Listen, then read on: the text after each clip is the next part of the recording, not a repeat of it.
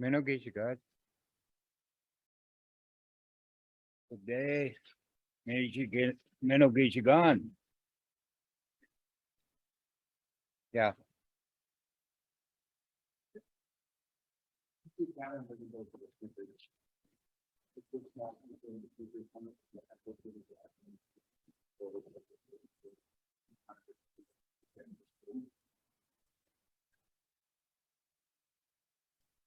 So this is our second session of the 7 grandfather teachings.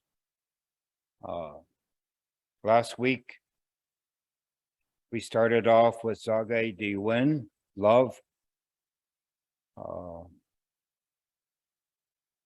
And then we also had Mondenmo Win, that's respect.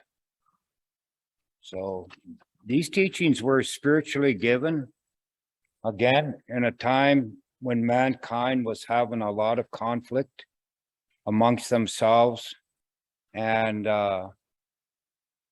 were somewhat lost. So these were given to a young boy who was taken up, and they say into the grandfather's lodge, into the sky somewhere. And then he was brought back, but as he was brought back, he became an elder. He was an elder. And then what Nijgit, the otter, his companion, they went and visited and taught people how to reconnect with each other and the important teachings of the grandfather. Now, this might, to some of our viewers, this might not be as exciting or as some of the creation stories, but they still hold true today, especially true with all the different ideas and different things in the country and the disrespect we have within our families and our community, the conflicts that are happening amongst ourselves in the world. And so there's really a need for it. And I don't think the need will ever go away myself.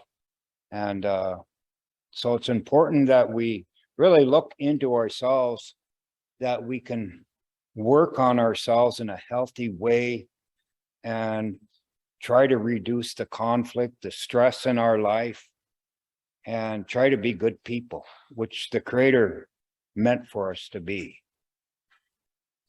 So with that, we're going on to our third teaching. Wickwad is a win. Wickwad is a win, which is honesty. Okay. Honesty is important in a person's life because it talks about being true to oneself. And we'll get to Debwe Win, honesty. But honesty basically is being honest in all things. I mean, not being a manipulator, not lying, not cheating. Try to be who we are as a person, not to be somebody different. And all those things, they say that if you don't have Gwekwa Dizawin in your life, honesty, then it leads to sickness. All these things, the opposite of them, leads to sickness in our life. And this is where anger comes up, jealousy, hatred, racism. So we teach our children how to love, how to respect, how to be honest. And if we don't do that, then, and we teach them the opposite, then being honest, we know where that behavior is going to go. So Honesty, again, is one of the teachings that lead to wellness and balance in our life. And so when we go out off that path of being honest, we come into an area, a real gray area, if not a dark area, where we can't,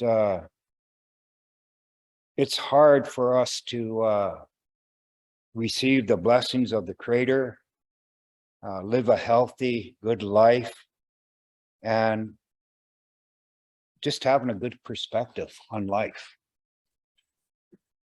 Okay.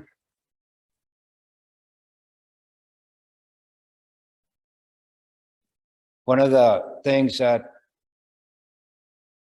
I like is, you know, a lot of times when us native people get together, we like to joke and make fun, and we like to laugh. And, you know, sometimes when the joke is on ourselves, because some of the things that happen to us, you know, they're funny, you know, and we have to be able to laugh at ourselves, you know. That happened to me this week, I think twice. And my co-workers were making fun and laughing at me, but I laughed with them, so I didn't get mad and chase them away or anything. But we got to be able to laugh at ourselves, because we make mistakes, or we sometimes we don't understand. So being honest is really important, and that means laughing at ourselves, so the mistakes we make. Yeah. Okay, is there any questions on that? Because then we'll go to the next one. Is there any questions or want to say anything about that? Being honest. Oh, and I want to introduce Hadley. She's gonna be our mic girl tonight. Yeah. So, all right. Debwe Wen. Back home, my bucket, my makakun, my bucket, my water bucket, the Nivish makakun, for the sweat lodge, I have that painted on it. Debwe Wen. Truth. So it always reminds me, because when we go into the lodge there, after I start out, and then we pass that pail to every person that's in there for them to have their say. It's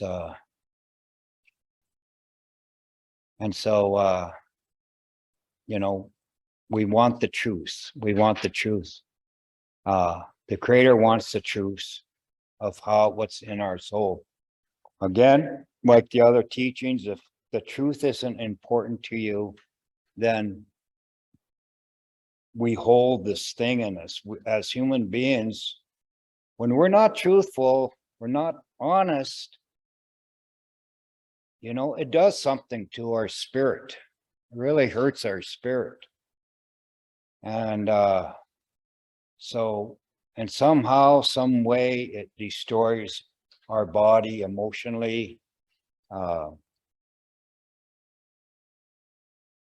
spiritually, and then of course it affects it over time of being the physical part of it. So if we hold too many untruths,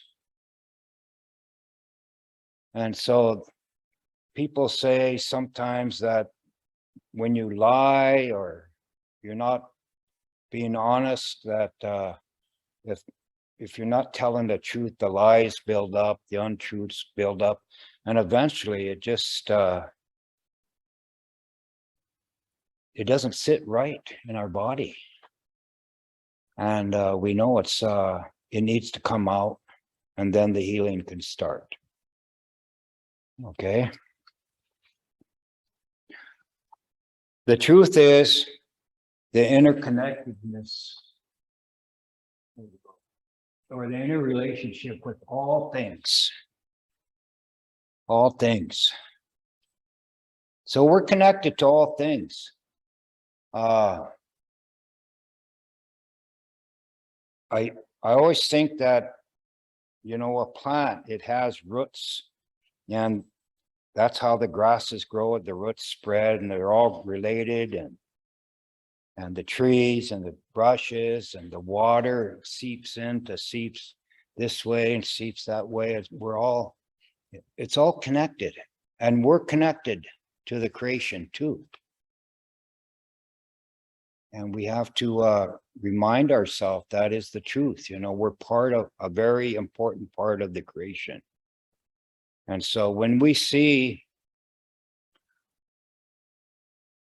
you know, for me, when I hear about what's going on and what I've seen, and especially I went back home here last weekend just for a day, but I seen all these beautiful spots along the way, and all these farms and different areas, and how the land was so disturbed. But in a lot of the areas, they made the fields over very rough areas, and there was no crops could grow there. But I see where, you know, some of these farmers, they wanted to try to plant as much of their fields or areas they could, but nothing would grow there.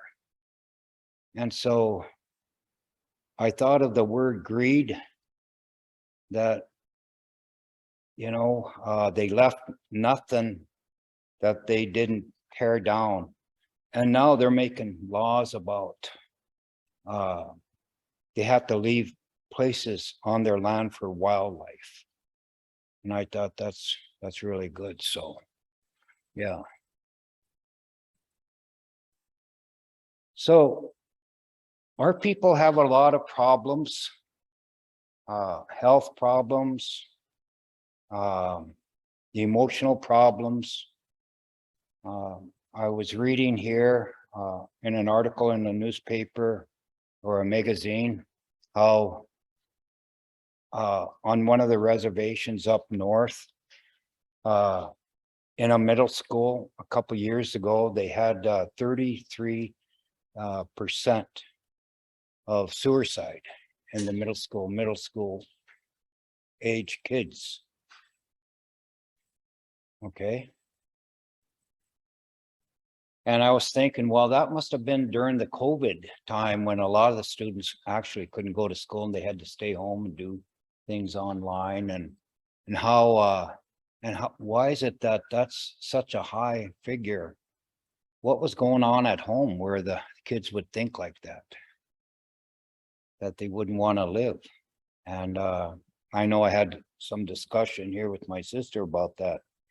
And so anyway, the home life mustn't have been very good. And if your home life isn't very good, then of course it's gonna be unhealthy for the children in it. So it's not a safe place. It's not a happy place. It's not a safe haven for them. They don't feel secure.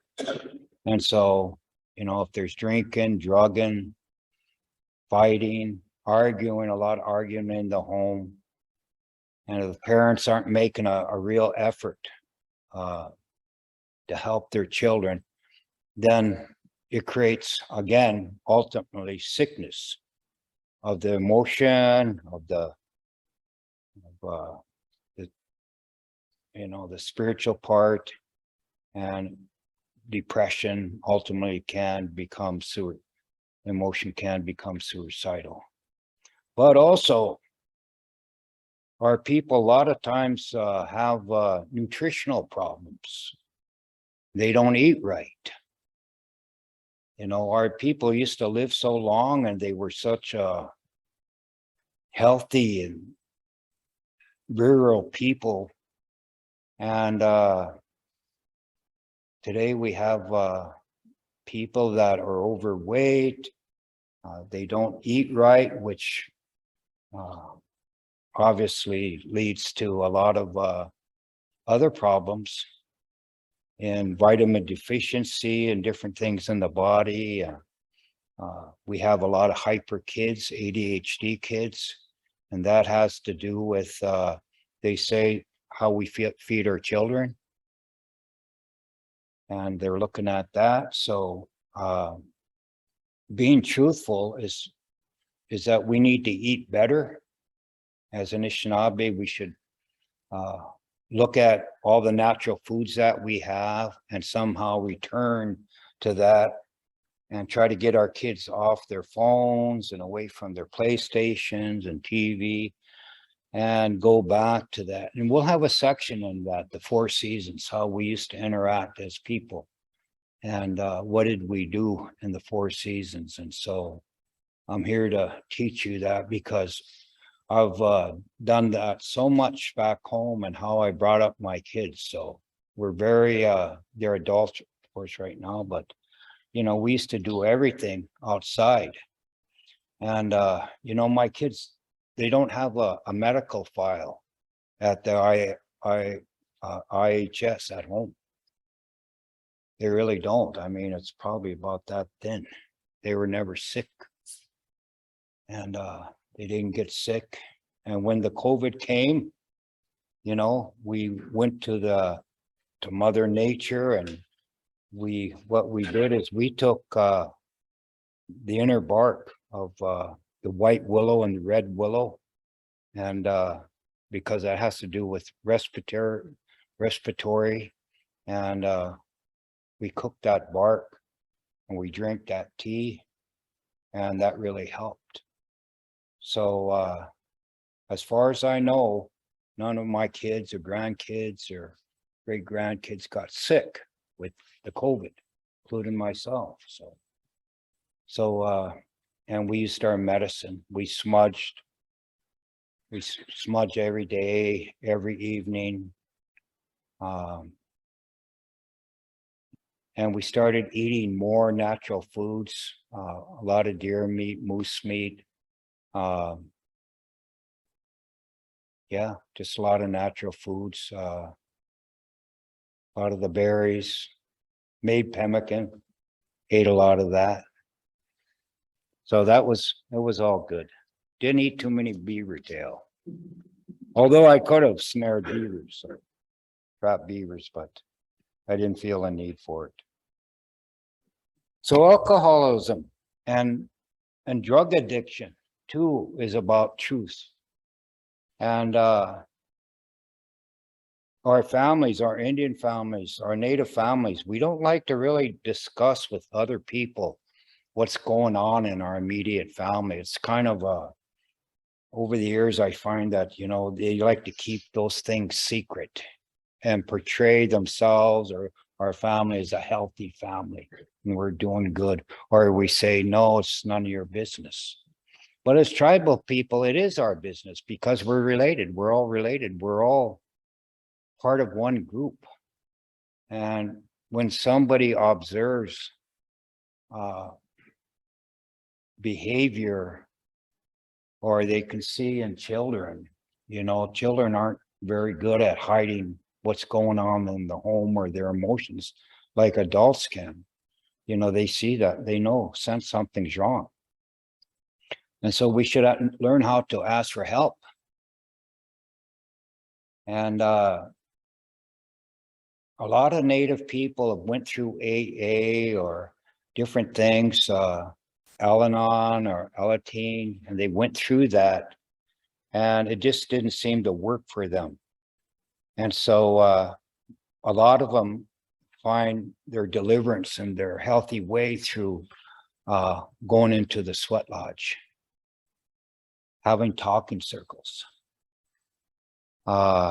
getting involved with others who've had those kind of afflictions, learning how to restart your life in a healthy way, changing your lifestyle.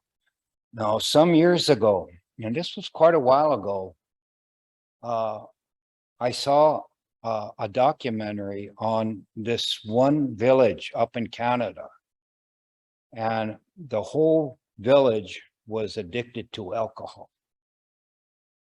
Yeah, it was very sad situation. And one of the members who had moved away came back and visited, and he didn't know the extent, but eventually in his stay there, he found out the extent of the damage alcohol had done, and that how it actually was destroying the next generation. So we're more knowledgeable, that we know that parents who become alcoholics and the babies they have, they themselves have a higher degree of losing all kinds of positive health abilities. What do they call it? I forgot what they call that. Yeah, fetal alcohol syndrome, right. And so they said that now us natives, especially if our parents were alcoholics, that we're not the same as our parents, our grandparents, and back to those who before alcoholism was a factor amongst our people. We're not as healthy as they are, because this thing is now into our genetics. Anyway, what he did is realizing when people go to treatment and they get themselves clean, they usually come back to the same environment.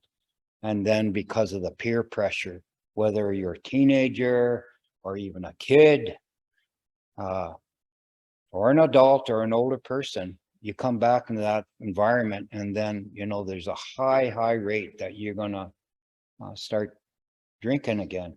So, and there was no support system, but that whole community was changed because of that one person came in, because they went in and renovated the houses, and he became a successful businessman out there.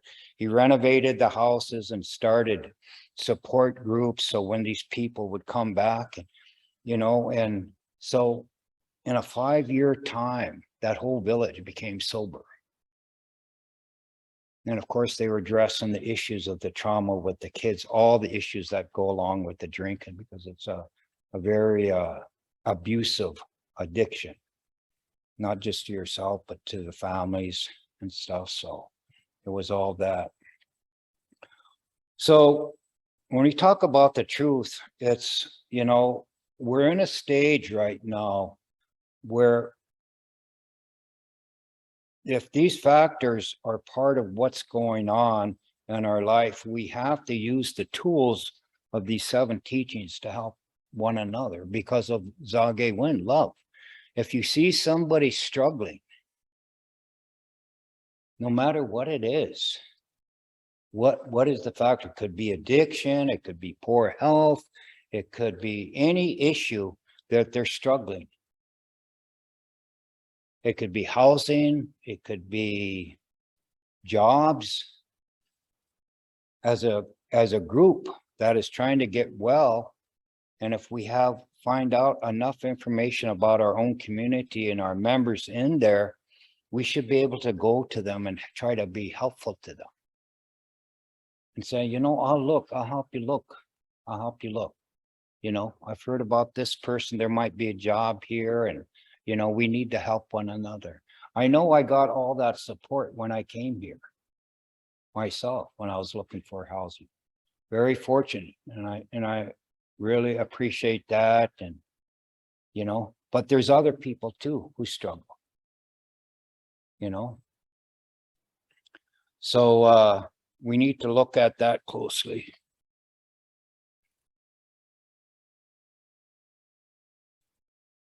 So the truth is, there is within everybody, people say, oh, Mr. Lafromboise, you're so talented, you can do so many things, and you can do this, and your artwork and your craft work, and you do this, and I tell them, miigwech, I said, but if I wasn't on this path, and I have been for quite a long time, I said, the Creator gave me these gifts.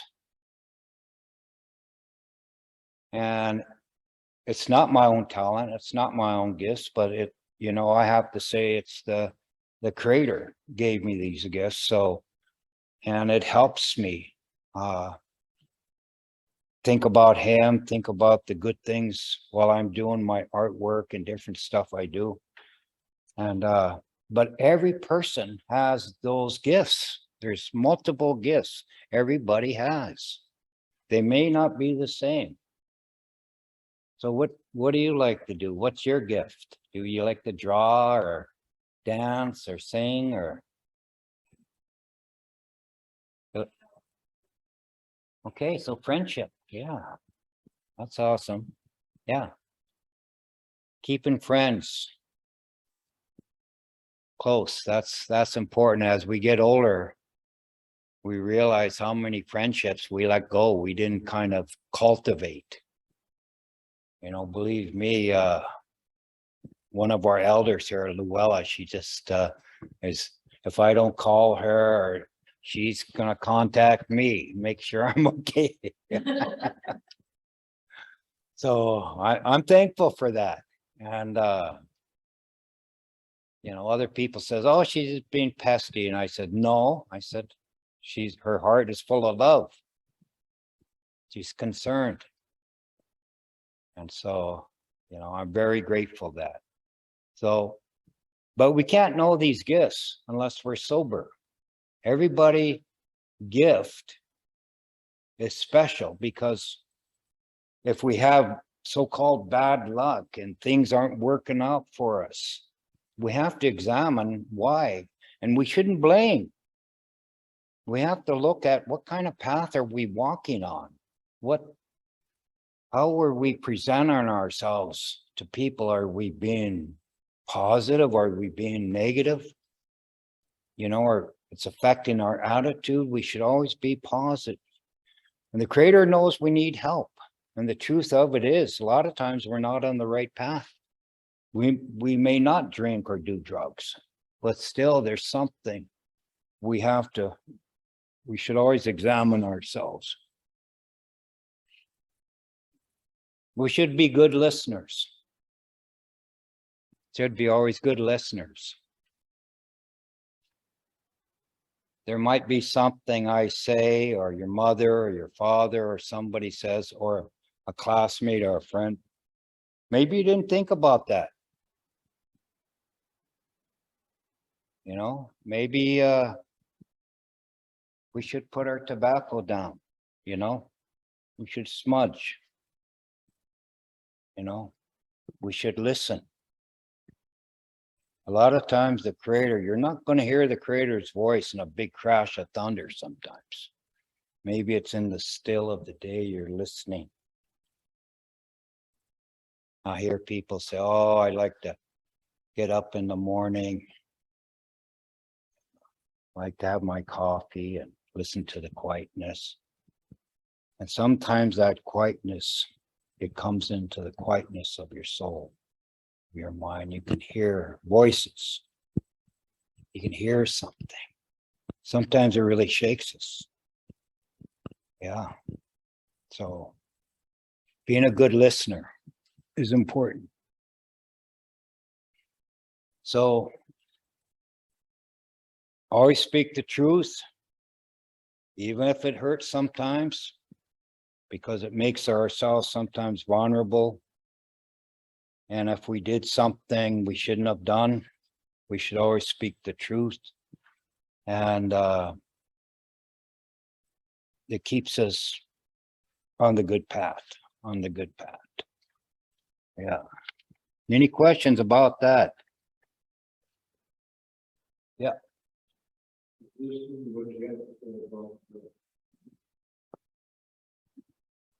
Go tell her.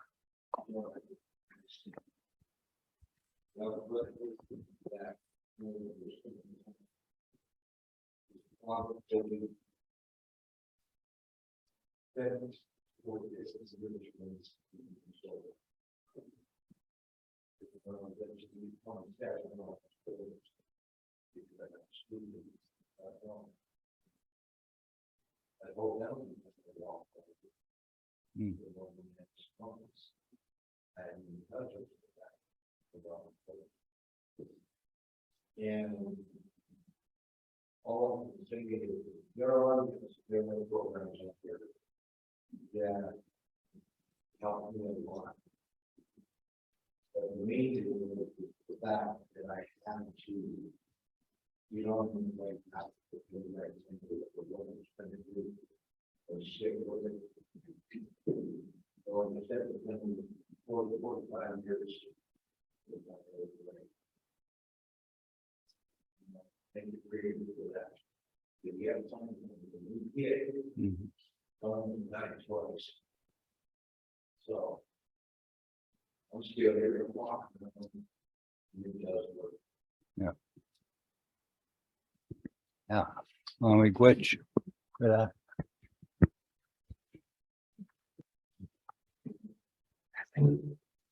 Perfect. Right there behind. Check. Is it all right? I really liked truth and health together, and it took me back to when my children were this age and going to school, and they were really healthy, but sometimes they would tell me they were sick.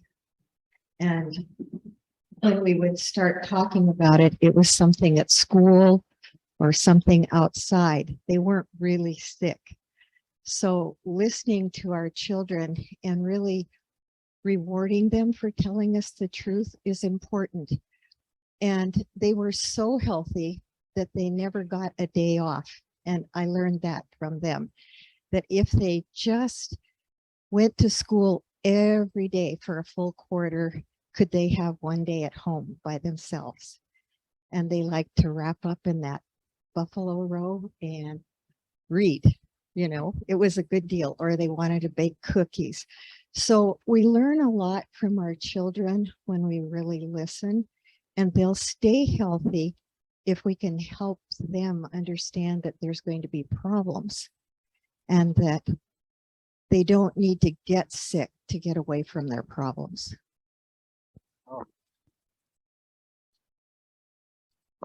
That's so true. It's so true. So we're living in that age where the next series we're going to talk about is the 7 cars, the prophecies. And we're going to see that part of that, one of those prophecies has to do with children. We're living in an age where we should listen to our children because they can help us know what's going on. Like to bring up the healthy eating also. Our grandson, when he was first grade, I believe, we were told that he has ADD and that he needed to be on medication. And we were basically forced into that by the school at that time. And being a retired nurse, I just was against that. And we went through 3 years of that, and I saw a total change in him as far as not eating, not thinking straight. And I could tell when the medication was wearing off. And we changed schools, but I finally decided to do more research on it. And we took him off that medication, and they were not happy about it. But we completely changed his diet, and it made a huge difference, huge, on just the fresh fruits and vegetables and the meat and not so much sugar. And through time, I mean, he's the calmest child, and, you know, he's 15 and a half now, and he does well in school. And one of his teachers a couple of years ago challenged me again and said, are you aware, you know, that he's got these problems? I said, I'm very well aware of it. And my feelings are, if you're not an advocate for your child, who's going to be? And, you know, you need to speak the truth of what is best for you and your child, not what's best for that teacher or the schools. Okay. Well, I guess that says it right there. Maybe we should protest Halloween.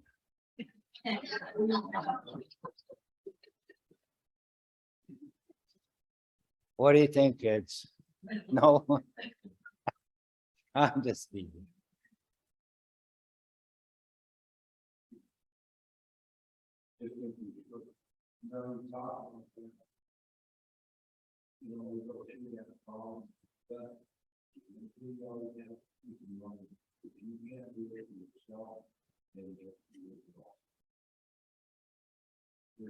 Yeah.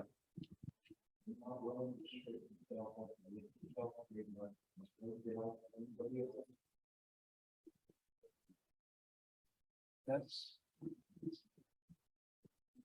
Well, you're gonna see the first bullet on the next one. That's exactly what you said is gonna be there. So. Yeah, that way win. Yeah, so speaking to the mothers, the guardians, the caretakers, the children, teaching them, eating healthy. I mean, I eat pizza once in a while. I don't drink hardly any pop anymore, but I used to like to drink pop, but yeah, it tastes good. But a lot of things taste good, but it's not necessarily good for you. So those are things. So if you're not sure and you want to change things in your life, go to your elders or go to somebody and ask for help. Your traditional people, if you see people that are trying to do positive things in their life, and we're going to have a section in that or a few sessions of that about traditional cooking this fall, this winter.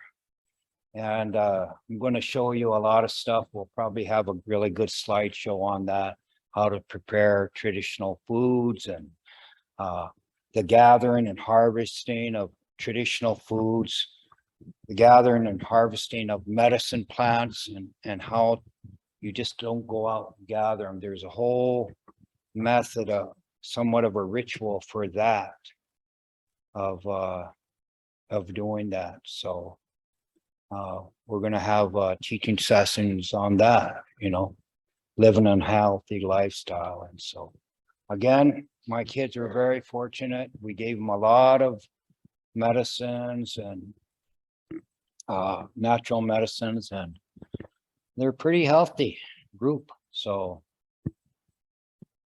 all right. Well, is there anybody from the Zoom audience have any questions? Or Zoom audience?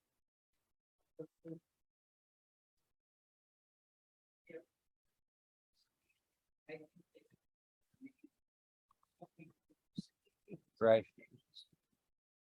Right. When people are watching us on Zoom, they don't always see who is participating. Right. So if we tell names, we get more, it makes it much better.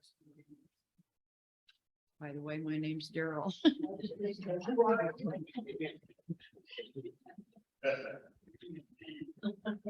We wait for that. Yeah. Okay. Well, we want to go on to the next one. Akdi, he win. Bravery, and he used the same word for being courageous or courage. Okay. So many times during the day, you're being brave. Just to live our lifestyle. To be sober, to be good to one another, to embrace all these teachings is to be brave. Akti who win. Okay.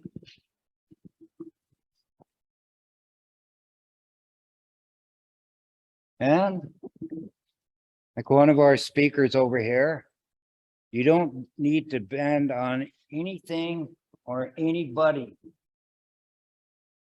to be healthy and a happy person.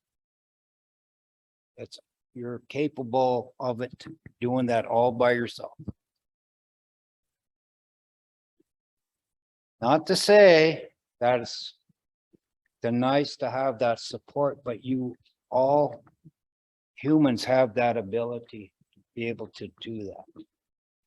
As long as we got that creator's love and support in our life, we're never alone. We may be lonely, get lonely sometimes, but we're never alone. You feel that presence, you know. I mean, you see it all over. So that's probably one of the most important things. Yeah.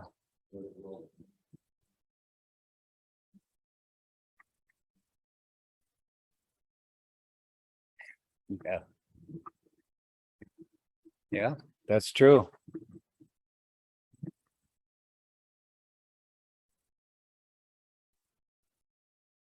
My name's Lavender. So with that, I like to add, I have a dear friend, she's like heart of gold, sweetest person in the world. But in our teachings, bravery and courage is absolutely important. Because with her, some families believe that, no, it's just important to walk away.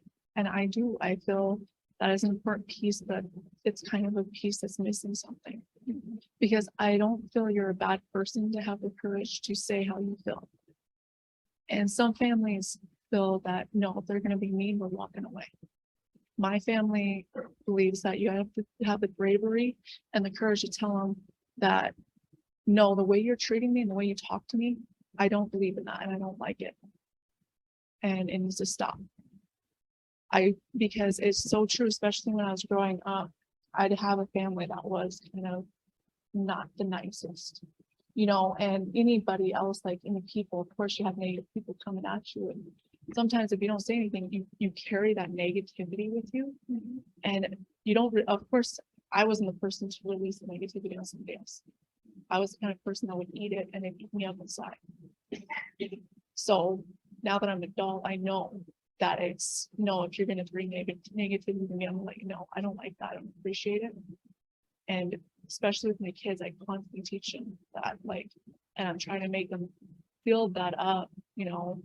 So, and some kids are more scared to, and I just tell, and I know it's going to take time with each child, each child's different, but I think that is so important to have that. I'm like, you're not doing anything wrong by letting people know how you feel and that you don't accept it. And my poor friend, I'm her, like, I've been trying to back her up more now because she's been getting so broken and it's eating her inside that sometimes she doesn't even get out of bed. And that's why I try to tell them, like, you gotta say something. She's like, I just can't, I'm just gonna not say anything. And so now I'm kind of stepping in, trying to be that person for her. Because I told her, I was like, the thing about bullies is they're bullies for a reason. They like it. They like tormenting people. And if you let people bully you, they're going to keep doing it. You got to let them know that you don't accept it and that they need to back off.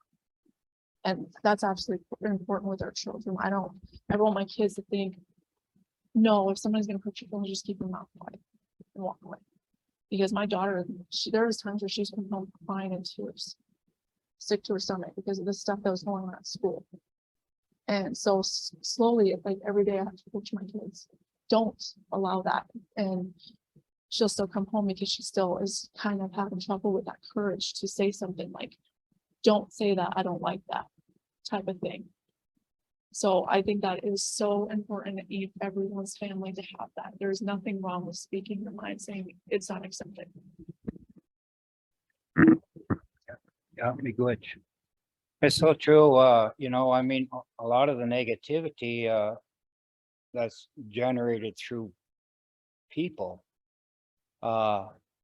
is because generally they're not satisfied with their condition or they need more attention, and the only way they know how to do that is through negativity. And when you teach your children that, you know, they can speak up, teach them how to speak up and to be able to walk away feeling good, you know, and react to it in a positive way. And so that happens so much with the early age, especially in the middle school area. where I used to teach, it was age kids can awfully be mean and get into bullying other kids. So yeah.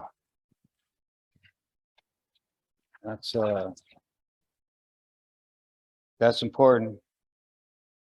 Again, being brave, take your bodies, your mind, your spiritual self. It's hard. It's hard if you want to make a change in your life, whether you're smoking or you're drinking or doing drugs and or living a lifestyle. Maybe you're realize you're hurting your partner, hurting your children, and you want to change that. It takes bravery to even take that first step and keep going. Working on yourself is sometimes the hardest thing. We become experts and pointing our finger at other people and say, hey, you gotta do this, you gotta do that. But a lot of times we have to work on ourselves because we have to know how to approach people.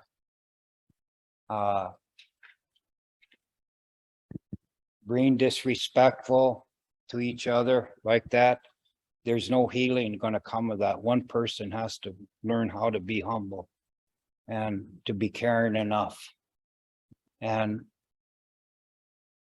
make that first step and continue that first step. So that's the road to wellness. We have to get onto that path. We need to slow down and not be so busy all the time. There's a couple people I invited here tonight for the presentation that, they're always complaining, oh, I never slow down. I'm so busy and I'm stressed, but you can see it health-wise. Life is meant to be enjoyed and appreciated and to be thankful. And it's not until we get sick or somebody close to us gets sick or something happens that it really shocks us and makes us stop. And we have to analyze and reflect. And reflection shouldn't be a time just for elders. Because as an elder, that's what I do a lot. I reflect on my past life. And I look at my behavior and, try to what if this or what if that, but but it's also for young people. Reflect on every day. Like, did you have a good day? So when your parents, you come home from school and they say, well, how was your day? It was good. It's good. Those two words, it's good. Well, they want to really know what happened. How was things? And so, but sometimes parents have to find a way to find out more because being positive at all times, you won't let the negativity get to you. People stay in relationships or friendships where there's nothing but negativity, and that negativity, if it lasts long enough, and if you're not brave enough to say stop, this isn't doing us no good. We're not moving ahead. Where's the happiness? Where's the love? Being able to recognize that and try to do something about it to get back on the good path.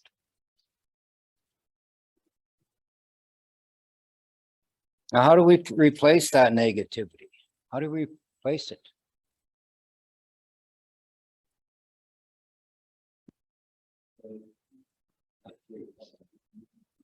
Positive thinking, but positive actions. Yeah. I know a lot of people who still go to bars and drink and they still do behaviors that's really bad for them. And they're constantly asking, you know, uncle, what can I do? How can I change things? And I says, well, I said, let's sit down, have a talk about that. Well, I want to talk about this, but I want to go. I got to go, you know. We get that close, and that happens a lot. Is when people identify that, they got to be able to willing to listen and to be able to talk about it. Things like we're doing right now. You just be able to talk about it and try to understand what's going on in their life. Because, you know, I mean, I don't know how many times we have found young people passed out right in front of our gate back. Slept there all night drunk, no shoes, no coat, beat up, boys and girls, you know. And you know, trying to make it to the house. And then wintertime comes too, we have people stopping in, no gloves, no chook, no, just a thin coat, trying to go from here to there. So I always make sure I always go to the rummage sales and get a lot of gloves and chooks and coats and scarves because it's so cold out there. But you know, man, they'll risk their life to make it down to the road to the bar or to the bootlegger or that place where the drugs are, you know. And they don't have anything, but they have their bodies, you know.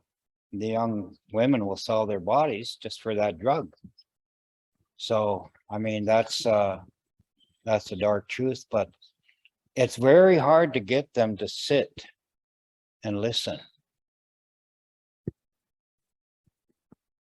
And, you know, when it gets to that point, it just takes a whole lot of effort just to do that, you know. Come in, feed them, you know, give them some tea, some coffee, you know, and just get them to talking. And so, but that takes a real commitment. You got to just be brave enough to sacrifice your own time to try to help, you know. And many times the resources that we have, that we're comfortable, you know, we have vehicles, maybe a nice home, nice apartment, we have extra clothes, boots, shoes. My old father-in-law, he's passed now, but those old people were so good-hearted. And but I was up at his place a lot, and when people would come to visit, he would always look at them, how they were dressed.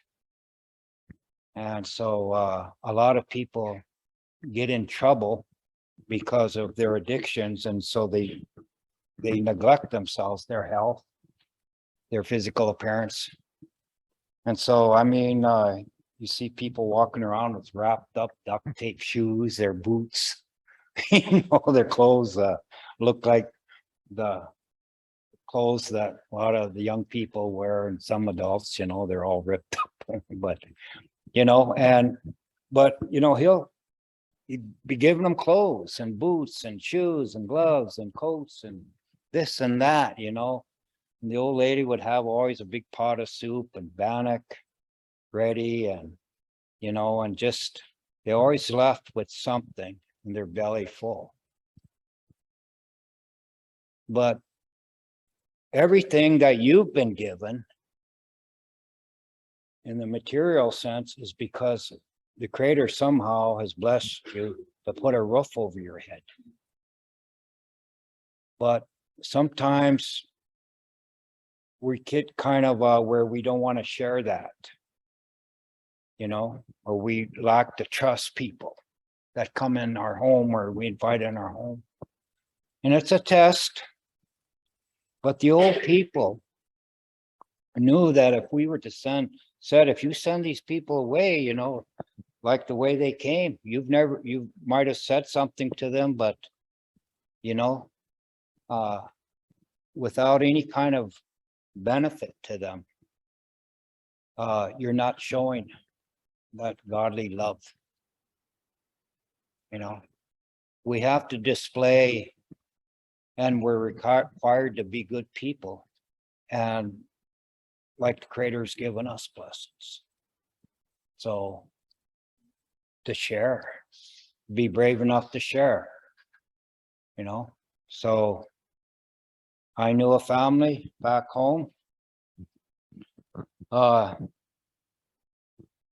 I mean, they didn't have nothing, a bunch of kids, and they had a tribal house, but they had no furniture in it. They had no silverware, no plates, no cups. They drank out of commodity cans, and you know, they use cardboard for plates, you know, and they were constantly cooking outside. I mean, but and then all of a sudden they got this oil money, was discovered oil on their land. And all of a sudden they had several millions of dollars. But it became almost a death penalty to them because they didn't know how to use the money. And eventually it just, one of the siblings, one after another, was dying. Car wrecks, more drinking, stabbings and stuff. And so when that old guy, father, he before he passed away, he admitted that the money had been a curse to his family. It was a big test. They took advantage of him and different people for investment purposes. And I think there's only one of the siblings alive today. So, yeah. So Tom, we have to look at ourselves and what we have and what we should share. So we need to be good examples if we're going to be on that road. And the Creator's going to listen to us. We're going to, and what we request, what we need in our lives is not so much materialism things. It's necessary in our life, but in our old teachings, when death comes, niboa comes into our life, the old people usually said that you gave away all your possessions. Everything went. Then you moved away. So you were grieving. I know my wife then, we did that several times. Well, then we gave everything away. We had nice furniture. We had several vehicles. We had a lot of material things, guns for hunting, and we just gave everything away. All our paintings and everything, we gave it away. At our powwow, and we just left basically with cold on our back and moved to a city and found a job and went to work again. But you know, the blessings came back. It all came back, you know. But my son says, Dad, we were always seemed to go through these periods when we were poor. We were well off, but you know, he said there was always love in our home, compassion, caring. We always had enough food, eat, clothes on our back. So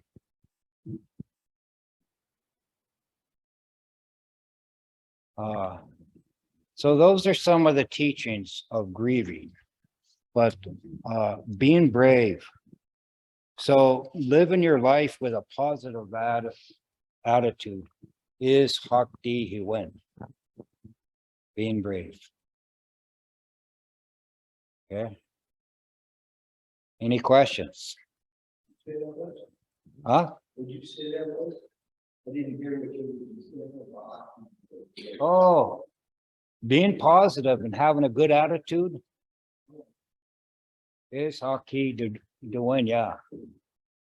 Our key to win, yeah. So, is there anybody on Zoom? Okay, one of the past sessions, one of the individuals on Zoom asked, well, who were your teachers? Who were your teachers? Some years ago, I wrote them all down. There were so many that contributed to my life and my walk on this good yellow road. Call it the yellow road. I know some of them call it the red road. Well, you know, one would be her name, well, Mary Cockinawash. She was an elderly lady. She was the daughter of one of the chiefs back home. And she sundanced in one of my first lodges back home.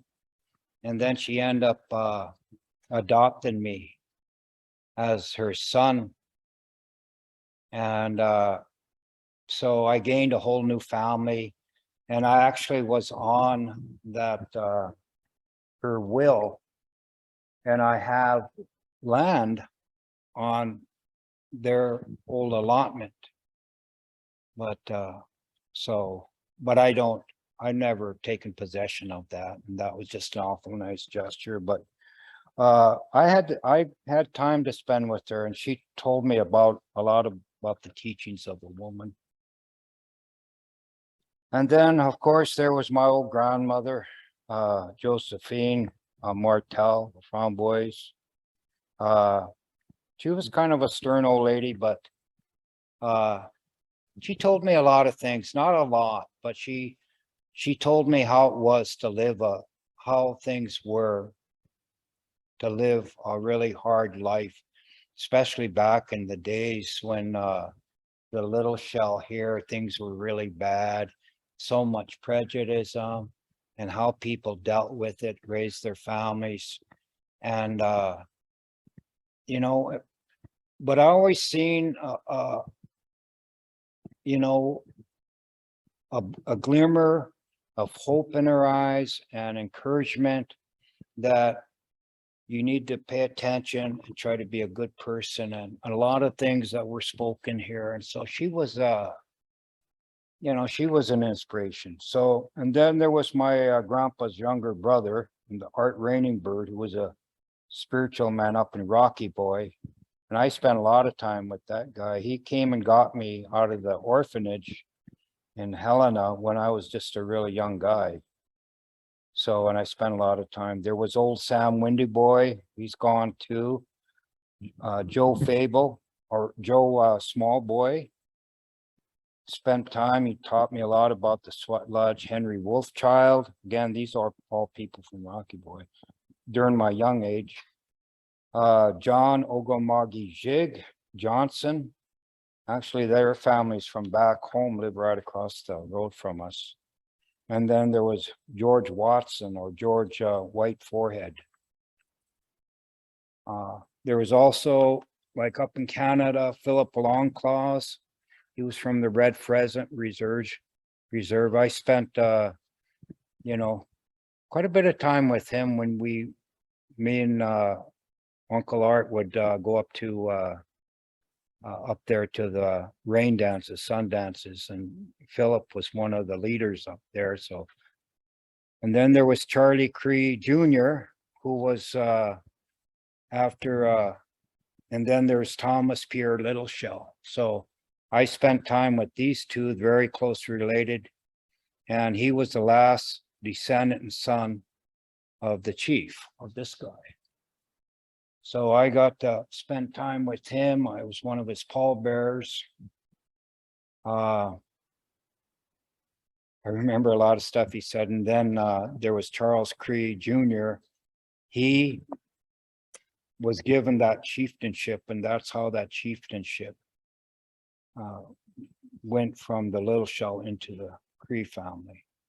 And then there was my father-in-law, Francis Cree, and then my mother-in-law. They're both gone. Rose Machipinis, or Hansa Thunder Cree, Louis Cree, George Gordon up in Swan Lake Reserve, Manitoba, Marie Bonup Gordon, John Daniels up on the Long Plains Reserve, Joe and Emma Greatwalker. I spent a lot of time with those guys. James Greatwalker, their son, Joe Fyon, who was married to Marie Bonup's sister. And then Tommy Stillday in Red Lake, Anna Gibbs in Red Lake. I received a lot of, I received women rights. And Anna, she was an 8th degree Medewan. And she says, you know, she said, if I was younger, I'd marry you. He was always flirting with me, but I knew it wasn't good fun. She said, there's going to be come a time, she says, my boy, she says, when there's not going to be any good women around to teach the women, the other women. And I said, oh, yeah, she said, so I'm going to teach you these rights about women. And one day you're going to be in a place where women don't know a whole lot, and you got to teach women how to run women's ceremonies. And that was part of me coming over here, because the women don't have no Ojibwe, Anishinaabe ceremonies just for themselves. And so, you know, I have those water ceremonies and those rites for a woman's sweat lodge, and then also the women's medicines too. And the woman's their lodge for becoming a woman, that coming of age ceremony. Yeah,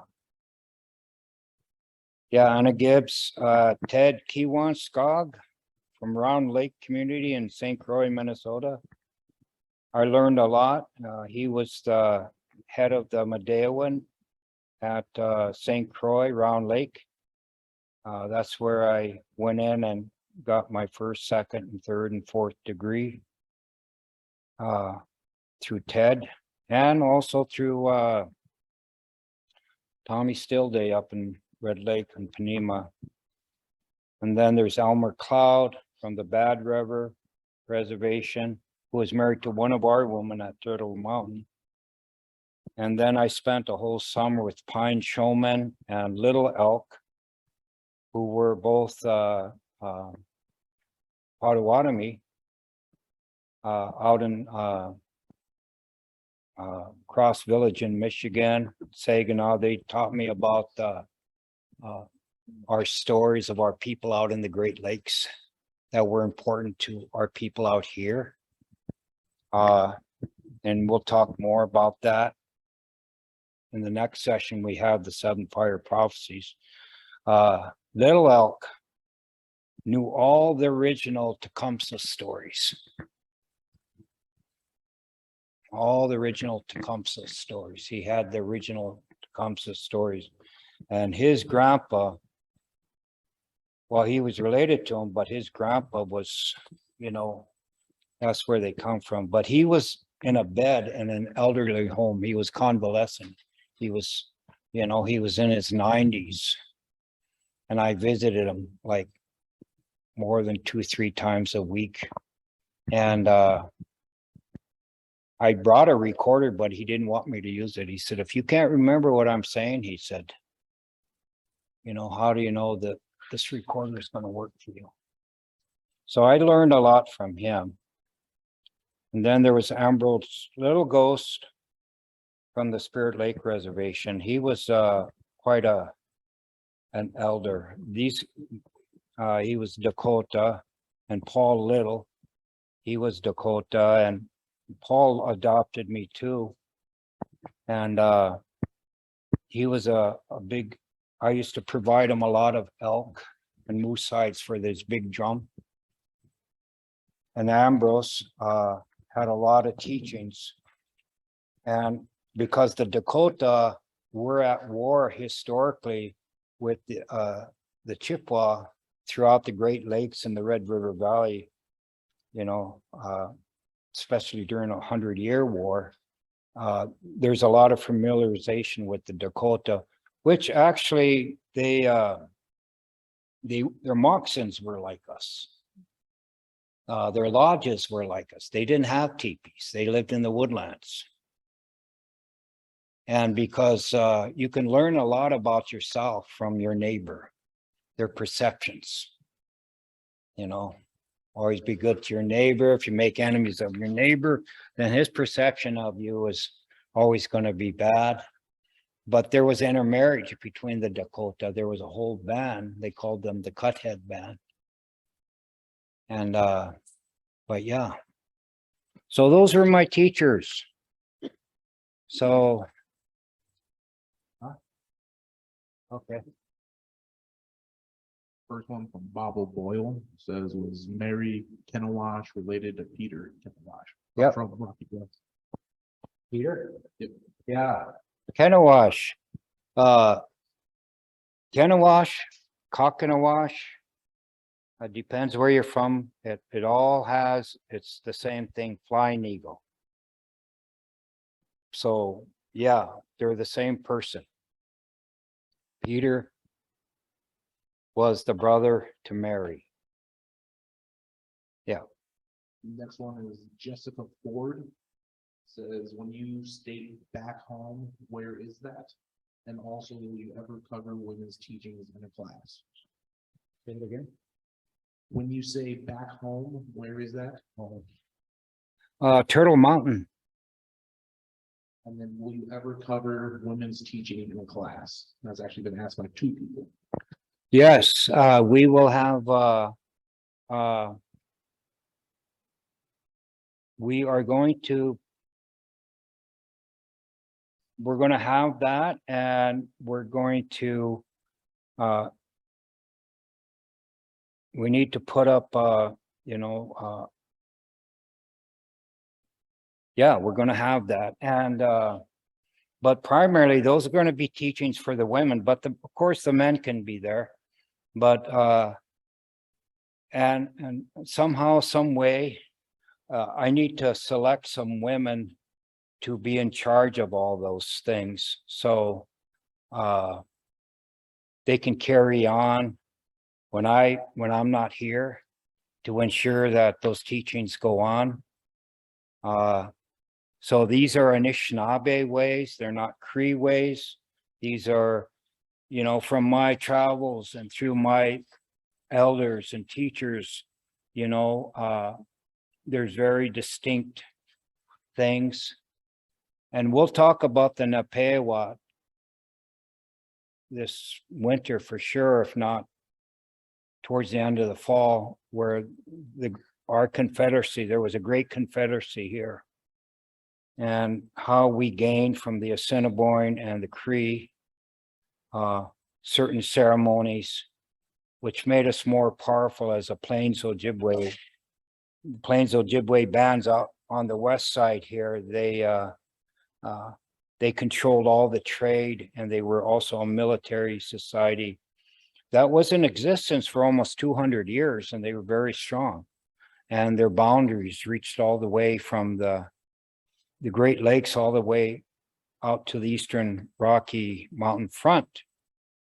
And of course, not to say that they came across numerous foes and expanded their territory and trade. But one thing, when this confederacy was active, all the other tribes didn't have guns, and we had guns. So we were able to trample a lot of the big forbidden tribes. Of course, when they got guns, things kind of changed a little bit. But anyway, yeah, so we'll talk about that, the incorporation of these ceremonies, because how that all changed things. So, but yeah, want to definitely want to make sure that everybody gets that information. So, yeah. What time is it? 7:46. What? I covered all that and that's short of time. Well, the women had a prominent role amongst the Ojibwe.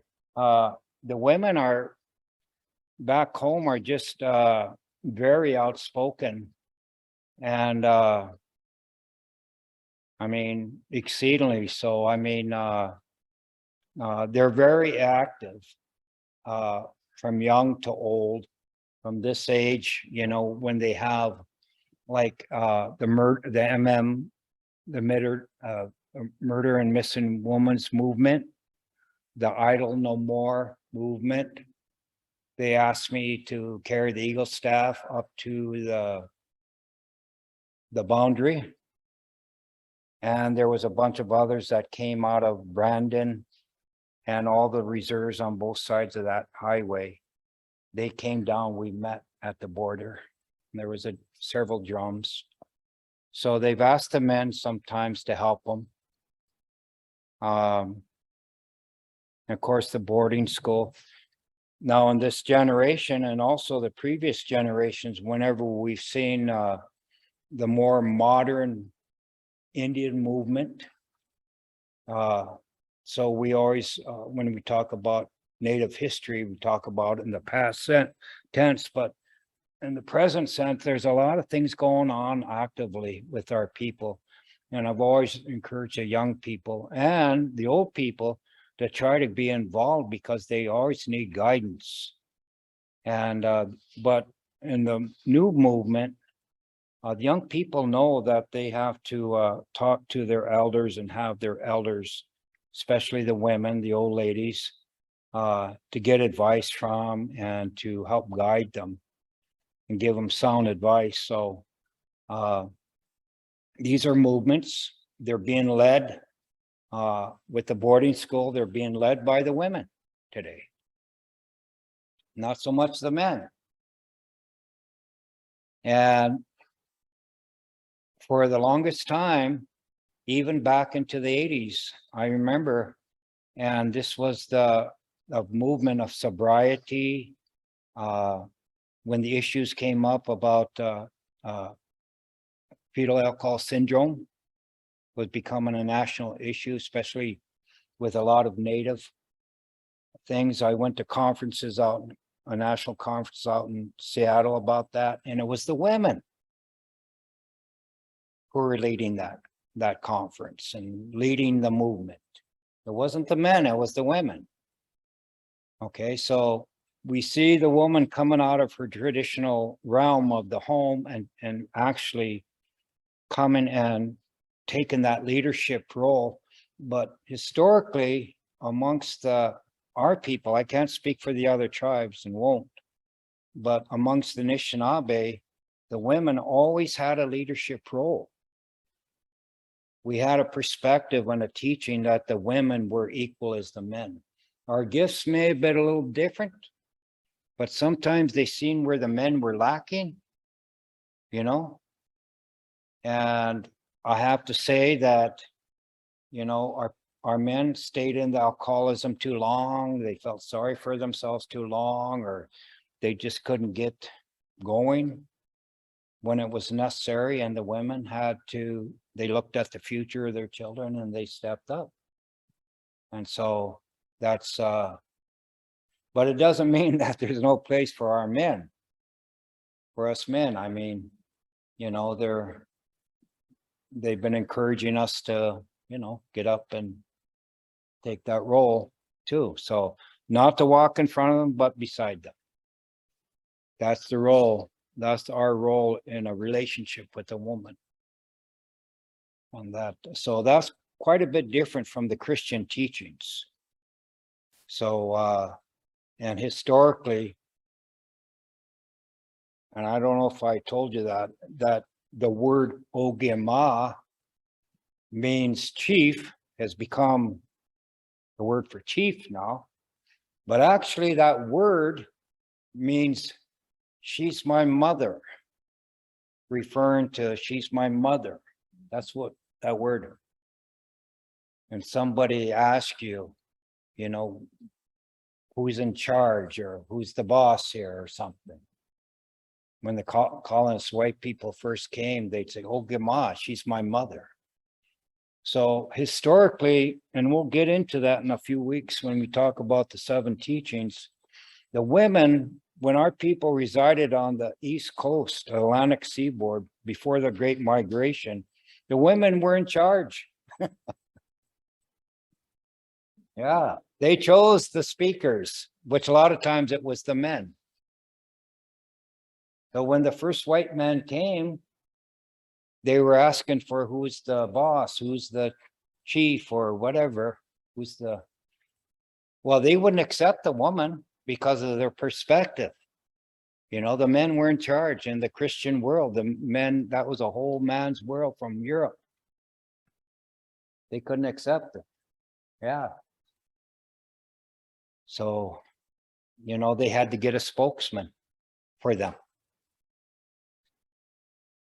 Yeah, that's the truth. That's the real truth. So the women, you know, were in charge. So that's the way it is, guys. I'm sorry. I could add that.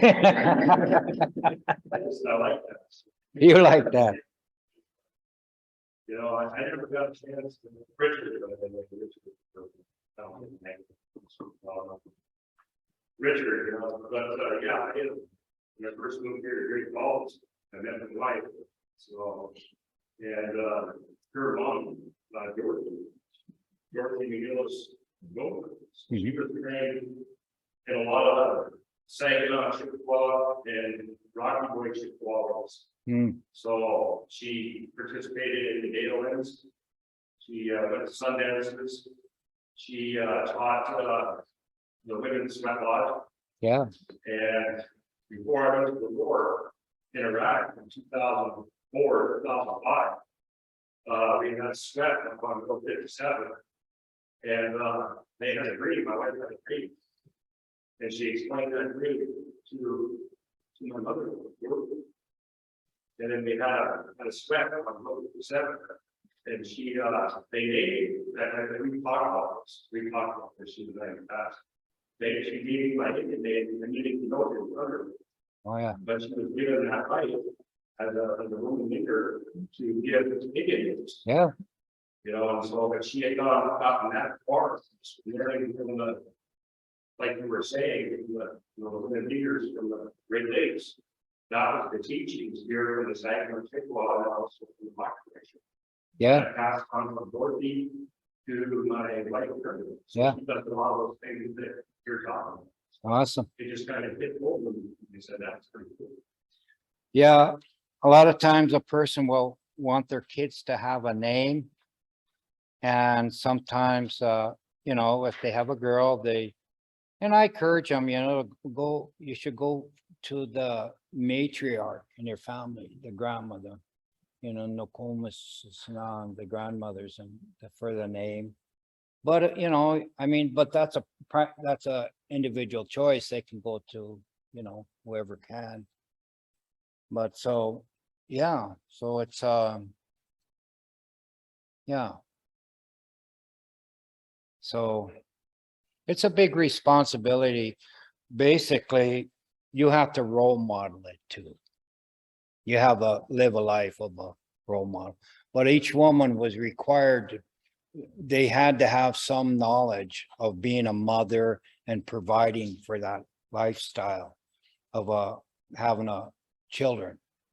Again, just like the man, if a woman couldn't take care of herself spiritually, emotionally, and physically, then she had no right to be having children and being in a relationship. She had to prove she could take care of herself. So a lot of times, you know, the parents would hold their daughter back from marriage or in that kind of relationship until she had proven that she could take care of herself, knew all the things. And that's really not trained. That's not happening in the home at all. They're teaching their daughters how to take care of themselves and how to deal with men at a certain age. You know, how to protect themselves, how to stand up for themselves. And, you know, just there's a lot of stuff. A lot of women don't know how to cook today. They don't know how to, that's why grandparents are taking care of children, grandchildren, because there's no teachings, you know. So it's very important. We got one question. Okay, Jessica Ford wants to know what is the original Anishinaabe word for chief again, if you don't mind repeating. for chief, well, it's always been Okama. Ogama, it could be OJMA or OKMA. The J and the K can be interchangeable. Okama, but it refers to she's my mother. She's the one that watches over us. She's the, you know. So usually, you know, some kind of an authority figure that, but that's what the word actually refers to. So, yeah. And so the reason some of the ceremonies that our people accepted from the other two tribes, nations within the Napeawat was that they honor the women and accept the woman's role as leaders. And that one of them is the round dance.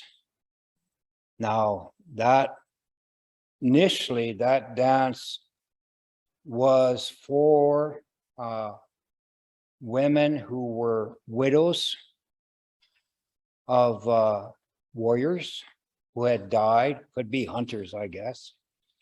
But also they were also, or the wives of warriors still living.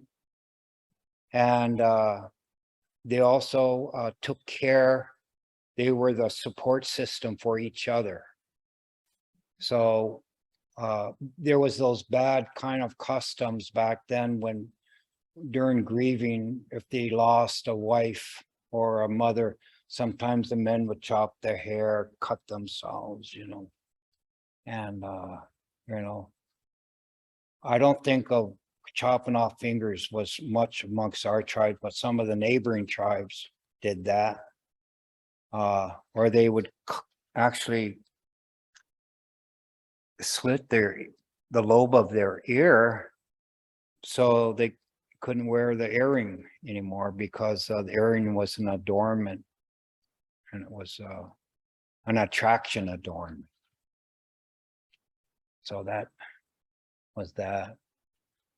But so they supported each other, and that's where